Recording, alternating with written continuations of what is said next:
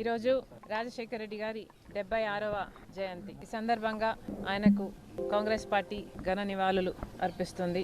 రాజశేఖర రెడ్డి గారు ముఖ్యమంత్రిగా 2 సార్లు గెలిచారు. 5 సంవత్సరాలు ముఖ్యమంత్రిగా పనిచేసిన నాయకుడు. రాష్ట్రంలోనే కాదు కేంద్రంలో కూడా కాంగ్రెస్ పార్టీని అధికారంలోకి తెచ్చిన నాయకుడు. ఆయన పరిపాలన, ఆయన పథకాల వల్ల కోట్ల మంది తెలుగు ప్రజల జీవితాలని తాకినవాడు.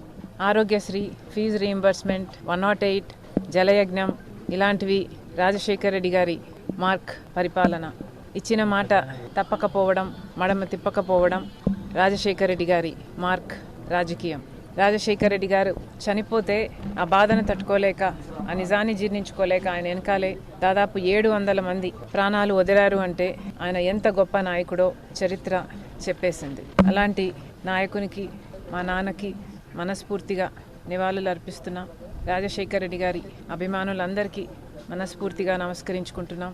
ఈ సందర్భంగా రాజశేఖర రెడ్డి గారు ఉమ్మడి ఆంధ్ర రాష్ట్రానికి ముఖ్యమంత్రిగా పనిచేశారు. కాబట్టి హైదరాబాద్లో కూడా రాజశేఖర రెడ్డి గారికి ఒక మెమోరియల్ స్పేస్ ఉండడం సబబు.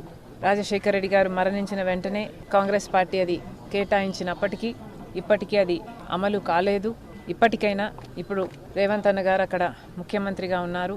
ఇప్పటికైనా హైదరాబాద్లో ఉమ్మడి ఆంధ్రప్రదేశ్ ముఖ్యమంత్రిగా పనిచేసిన రాజశేఖర రెడ్డి గారికి ఒక మెమోరియల్ స్పేస్ ఏర్పాటు చేసే దిశగా పనిచేయాలని రేవంత్ అన్న గారిని మనస్ఫూర్తిగా రిక్వెస్ట్ చేస్తూ, ఇదే విషయం మీద సోనియా గాంధీ గారిని కూడా అడగడం జరిగింది, లెటర్ రాయడం జరిగింది.